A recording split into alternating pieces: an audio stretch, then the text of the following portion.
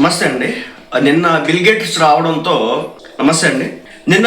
రావడంతో ఆంధ్రాకి కొంతమందికి రాత్రంతా నిద్రపట్ల, కడుపులో మంట, అజీర్తి, అల్సర్లతో చచ్చిపోతా ఉన్నాడు. అతను ఎవడో జర్నలిస్ట్ సాయి అతను మాట్లాడాడండి.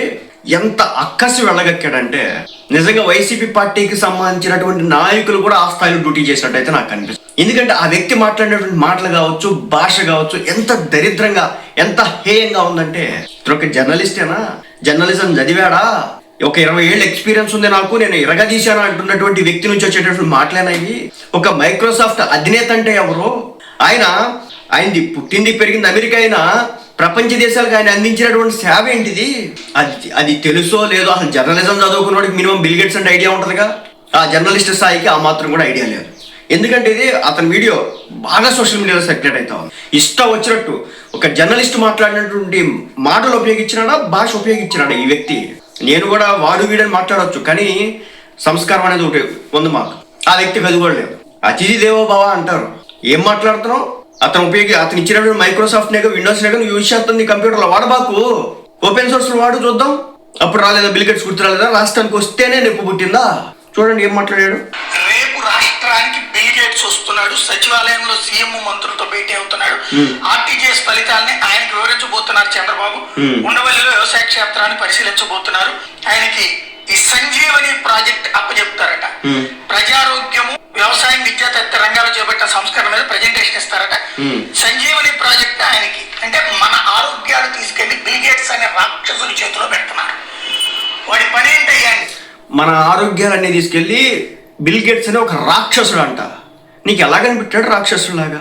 అనేక ఆఫ్రికన్ కంట్రీస్ కి తన గేట్స్ ఫౌండేషన్ ద్వారా కొన్ని లక్షల కోట్ల డొనేషన్స్ చేసి, ఎందుకు చేయాలి ఆ వ్యక్తి? రాక్షసుడు అంట. ఆంధ్ర రాష్ట్రం యొక్క ప్రజల యొక్క ఏదైతే ఆరోగ్యం ఉంటుందో తీసుకెళ్లి బిల్ గేట్స్ చేతిలో పెడుతున్నారంటే ఏం మాట్లాడుతున్నాడు అసలు ఈ మనిషి? అంత గుడ్డిగా ఉందా మన దేశం? బిల్ గేట్స్ వచ్చేసి డైరెక్ట్ గా ఇక్కడ ఉన్నటువంటి అందరి మీద ప్రయోగాలు చేస్తారంటే కేంద్ర ప్రభుత్వం ఊరుకుంటుందా, రాష్ట్ర ప్రభుత్వాలు ఊరుకుంటాయా? అంత గుడ్డి వాదన ఏంటో, అంత గుడ్డిగా మాట్లాడడం ఏంటో, అంత దిగజారుడు కామెంట్లు చేయడం ఏంటో నాకైతే అర్థం కావట్లేదు. ఈ జర్నలిస్ట్ సాయం చూస్తా ఉంటే రాక్షసుడు. అదే జగన్ తీసుకొస్తే మాత్రం రాక్షసుడు కాదు, దేవుడు అంటాడు అనమాట. లెక్కగట్టి దాన్ని ఆ రోగాలను పెంచడానికి ఎలాంటి ప్రయత్నాలు చేయాలో చేస్తుంటాడు ఈయనగా. ఇప్పుడు మనకి ఇచ్చేటటువంటి డేటాని సేకరించుకొని దానికి సంబంధించి ఇంకా రోగాలు పెంచడానికి కోసం చెప్పేసి చేస్తాడంట. ప్రపంచం గొడ్డుపోయిందా? దేశం గొడ్డుపోయిందా? లెగిస్తే బీజేపీ, లెగిస్తే హిందూ ముస్లిం, లెగిస్తే జై జగన్ బ్యాచ్ ఇది. నిజం చెప్తున్నా, ఈ వీడియో చూడండి. ఇప్పటి వరకు నేను ఎప్పుడు కూడా మాట్లాడలేదు. హిందూ వర్సెస్ ముస్లిం ఉంటుంది, ప్రో బీజేపీ ఉంటుంది, అది ఆయన ఇష్టం కాదనట్లేదు. నిత్యం ముస్లిం ముస్లిం ముస్లిం ముస్లిం ముస్లిం వీడియోలు చేస్తానే ఉంటాడు. ఈ రోజునేంటి ఏకంగా కొన్ని లక్షల కోట్ల మంది జీవితాల్ని మార్చినటువంటి, అనేక జీవితాల వెలుగులు నింపినటువంటి ఒక బిల్ గేట్స్ ని పట్టుకుని రాక్షసుడు అంటూ సంబోధించడమే కాకుండా మనల మీద కూడా ఏదో ట్రయల్స్ చేస్తాడు అని చెప్పేసి మాట. కేంద్ర ప్రభుత్వం ఏం చేస్తుంది? మన దేశంలో ఉన్నటువంటి వైద్య శాఖ ఏం చేస్తుంది? సరే, రాష్ట్రం ఏదో నువ్వు అన్నట్టే గుడ్డిగా వెళ్ళింది అనుకుందాం, కేంద్ర ప్రభుత్వం ఎందుకు కోరుకుంటది? అలాంటివి వస్తాయంటే ఏం మాట్లాడుతున్నావు నువ్వు? బిల్ గేట్స్ అనేటటువంటి వ్యాక్సిన్ కోసం ప్రపంచాన్ని నాశనం చేసాడంట. రోగాలని సృష్టించినటువంటి ఏనాడు వీడు రోగాలకు సంబంధించినటువంటి పాండమిక్ గురించి మాట్లాడాడు అన్నది ఎప్స్టైన్ ఫైల్స్ లో కూడా అయినా సరే చెక్ చేస్తాడు. ఎప్స్టైన్ ఫైల్స్ లో చెక్ చేస్తాడు ఎవరో జర్నలిస్ట్ సాయి. మరి అంత చేస్తే ఆయన అంత ఫ్రీ ఎందుకు తిరుగుతా ఉన్నాడు? ఆ దేశంలో ఎందుకని చెప్పేసి ఆయన అంత చక్కగా వెళ్తా ఉన్నాడు. తప్పు చేసిన బొక్కలేస్తారు కదా, ఎందుకు వెళ్ళలేదు ఇప్పుడు వరకు అంటే ఇతను చెప్పింది అబద్ధం. ఇతను ఎప్స్టైన్ ఫైల్స్ చదివేశాడు. 30 లక్షల పేజీలు రిలీజ్ అయింది కదా, 3 మిలియన్ పేజెస్ డేటా రిలీజ్ అయింది కదా. దాంట్లో ఎవరైతే మైక్రోసాఫ్ట్ అధినేత బిల్ గేట్స్ కి సంబంధించిన పూర్తి సమాచారాన్ని సేకరించి ఇప్పుడు మనకు చెప్పేస్తా ఉన్నాడు. ప్రపంచ దేశాలు గొడ్డుపోయినాయి, అనేక దేశాలు. ఈ మనవాడు కథలు చెప్తా ఉంటాడు మనకు వచ్చి. తీసుకొచ్చి నెత్తిన పెట్టుకుంటున్నాం. ఒకప్పుడు మైక్రోసాఫ్ట్ వ్యవస్థాపకుడు అంటే గొప్పగా మెచ్చుకుంటాం. పెద్ద ఫ్రాడ్ గాడంట, దొంగవాడంట. సిగ్గుండాలి నీకు కొంచెం అన్న ఇలా మాట్లాడటానికి. అసలు నీకు జర్నలిజం పాఠాలు చెప్పినాడు ఎవడో, ఆడికి దండేసి దండం పెట్టాల. ప్రపంచం మొత్తంలో ఆరోగ్య రంగాన్ని అడ్డుపెట్టి పీల్చి పిప్పి చేస్తున్నటువంటి ఒక పెద్ద శాడిస్ట్ వాడు. వాడిని అనవసరంగా నెత్తిన పెట్టుకుంటారు. ఇది దేశానికి కూడా ద్రోహి వాడు. దేశానికి కూడా ద్రోహి అది గుర్తుపెట్టుకోవాలి. అయినా సరే ఆ ద్రోహిని ఎందుకు నెత్తిన పెట్టుకుంటున్నారు కూట ప్రభుత్వం ఆలోచన. అదనమాట సంగతి. ఎంత నీచమైన స్థాయిలో ఉన్నాడో అర్థం చేసుకోండి. ఒక బిల్ గేట్స్ రావాలంటే అయితే నరేంద్ర మోడీ లేదంటే మన దేశంలో చంద్రబాబు నాయుడు. వీళ్ళిద్దరు తప్ప ఎవడికి రాడు ఈ దేశంలోకి. ఆయన ఒక నిమిషానికి ఆయన వచ్చేటటువంటి డబ్బులు ఎంతో తెలుసా? ఆ టైం స్పెండ్ చేస్తే ఆయనకు వచ్చేంత తెలుసా? కొన్ని కోట్లు, నిమిషానికి కొన్ని కోట్లలో సంపాదిస్తాడు ఆ వ్యక్తి. అలాంటి వ్యక్తి మన దేశం వచ్చి ఒక 6 గంటల పాటు మనతో టైం స్పెండ్ చేసినాడంటే, మన రాష్ట్ర స్థితిగతుల గురించి మాట్లాడినాడంటే, రాబో రోజులు ఏ టెక్నాలజీ గురించి మాట్లాడినాడంటే, అసలు ఏం మాట్లాడుతున్నాడు ఈ వ్యక్తి? ఒక మైక్రోసాఫ్ట్ కంపెనీ వస్తే దాని చుట్టూ 100-1000 కంపెనీలు వస్తాయి. ఏం తెలుసు ఈ వ్యక్తికి? అసలు చదువుకోలేదు, 10వ తరగతి అంట. ఇక్కడ జర్నలిజం ఏం చదువుతాడు? ఎక్కడో న్యూస్ పేపర్ ఏదో చదివేసి అయ్యే ఓదర కొడతా ఉంటాడు. లేచిన కానీ మీరు చూడండి, కంటెంట్ అంతా కూడా ఇంతే అనమాట. సాక్షి ఛానల్లో ఏదైతే వస్తుందో, సాక్షి పేపర్లో ఏదైతే వస్తుందో దాన్ని రోజు పఠిస్తాడు అనమాట. బిల్ గేట్స్ని అంత మాట అంటాడా? నోటుకు వచ్చినట్టు వాగుతాడా? ఎవరైనా తీసుకురాగల దమ్ముందా బిల్ గేట్స్ ఈ దేశానికి? ప్రజల ఆరోగ్యాన్ని పీల్చి పిప్పి చేస్తా ఉన్నాడా? ప్రపంచ దేశాలు ఏమేం చేస్తున్నాయి? ఐక్యరాజ్య సమితి ఏం చేస్తుంది? WHO ఏం చేస్తుంది? WHO అంటే వరల్డ్ హెల్త్ ఆర్గనైజేషన్ ఏం చేస్తా ఉంది?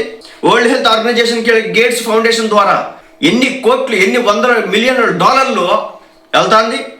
ఆఫ్రికన్ దేశాలకి చివరాఖరికి తింటాకి తిండి లేనటువంటి దేశాలు మహమ్మారిలు వచ్చి, మరి ముఖ్యంగా టీబీ, కలరా, మలేరియా లాంటి వ్యాధులు ప్రబలి అక్కడ జనం చచ్చిపోతూ ఉంటే వాళ్ళకి వ్యాక్సినేషన్ ఇప్పించినటువంటి చరిత్ర బిల్ గేట్స్ది. నువ్వు చెప్తావు కథలో పీల్చి పిప్పి చేస్తున్నాడంట.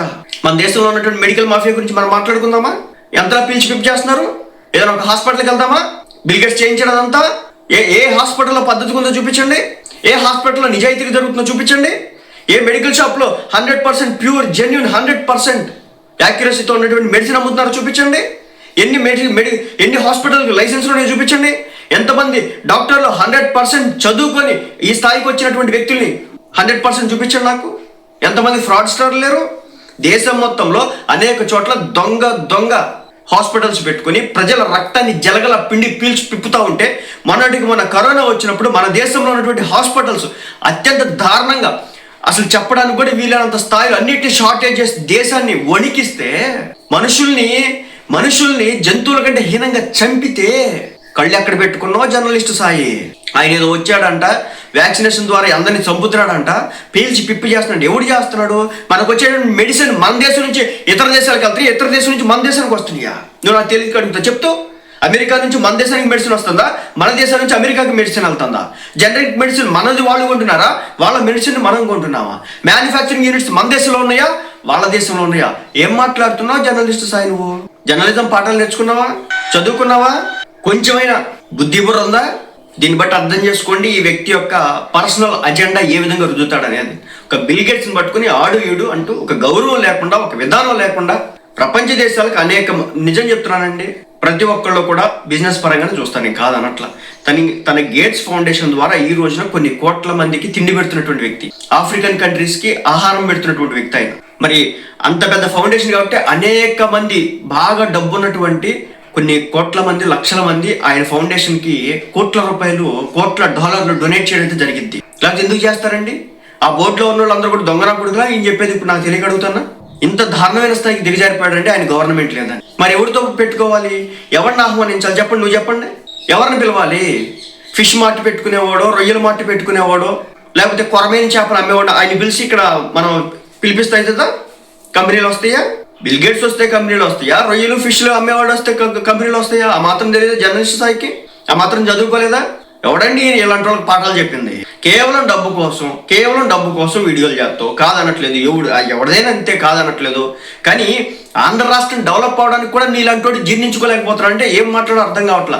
ఎవరో వైసీపీ పార్టీ కార్యకర్తకి తెలియదు, దీనివల్ల టీడీపీకి, కూటమి ప్రభుత్వానికి మైలేజ్ వస్తుంది. సో దాంతో వాడేదైనా ఒక మాట మాట్లాడాను అనుకోండి, అప్పుడేమంటావు అంటే సర్లేరా వాళ్ళ కడుపు మంటతా ఉంది చేయొచ్చు అనొచ్చు. నేను న్యూట్రల్ జర్నలిస్ట్ని, నేను నికార్సైన జర్నలిస్ట్ని, ఏదైనా ఉంటే చూపించండి అంటే విజయసాయి రెడ్డి మొత్తం ఎక్కువ చూపించాడు మొన్న. ఎంత వస్తుంది కవరో, ఏ మార్గాలు వస్తుంది కవరో, ఎప్పుడు వచ్చింది కవరో అనేది విప్పి చూపించాడు. కానీ మనం మారం కదా. మళ్ళీ చెప్తున్నా, కూటమి ప్రభుత్వానికి ఇదిగో ఇలాంటి వ్యక్తుల మీద, పారిశ్రామికవేత్తల మీద మన రాష్ట్రం డెవలప్, ఆయనేం కావాలి మన రాష్ట్రం నుంచి కొత్తగా? ఆయన దగ్గర డేటా లేదా?